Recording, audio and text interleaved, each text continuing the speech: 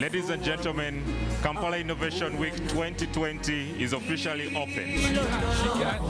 I call her my gun runner. She took me over like I did UG. The theme for this year's edition of KIW is Recovery and Resilience, Innovation and Entrepreneurship as a tool for the youth.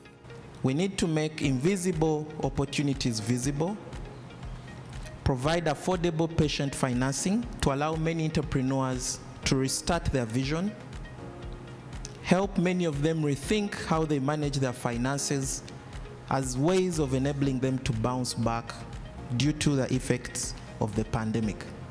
Enjoy the next 3 days and thank you. People lost their stock. Others, because they needed to feed their families, kind of spent their capital to stay alive. And now that the country has been opened up again, are looking for ways of coming back again and running these businesses, and they're finding a challenge. So the conversations that we're having here today are so relevant to what is going on right now that it will benefit literally every single one if we approach it from an ecosystem point of view. What can we do to foster an environment that enables that recovery? I think that the right policy and regulatory environment will go a long way. And this is a key pillar of the work that we're doing at UNCDF in fostering that enabling policy and regulatory environment. With this crisis, it's highlighted something that we always, before when you talked about digitization, it sort of sounded like, nice to have. And now, we really recognize that it's necessary. I think after, forums and having events like these, we need to have follow-ups.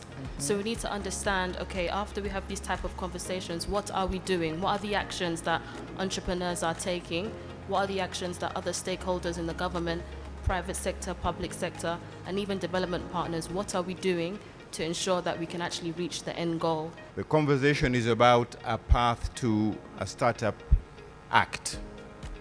And I'm going to be a little bit radical today, as usual, and I'm going to say, do we really need a startup act?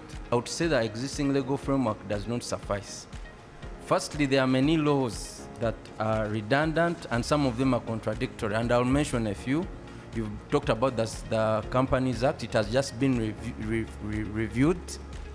And then you have the SME policy, you have the private sector development strategy, you have the NDP 3, which has also just been approved, talks about some of these things, but the Startup Act should specifically cater for young and startup entrepreneurs.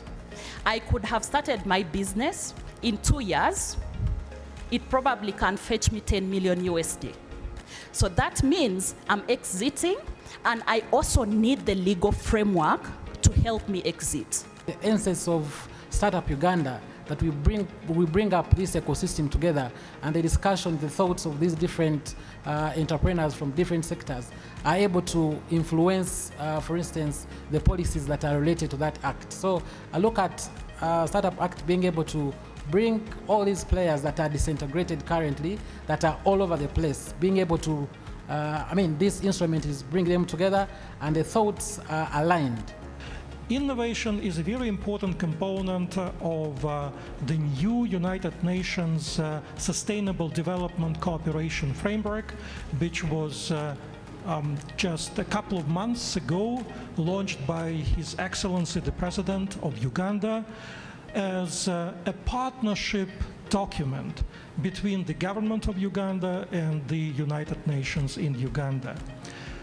In there, innovation and support to innovation makes a critical component of what the United Nations is planning to do in 3 big areas: governance, economic development, and human development, to help Uganda achieve its ambitious development agenda and to implement the Sustainable Development Goals.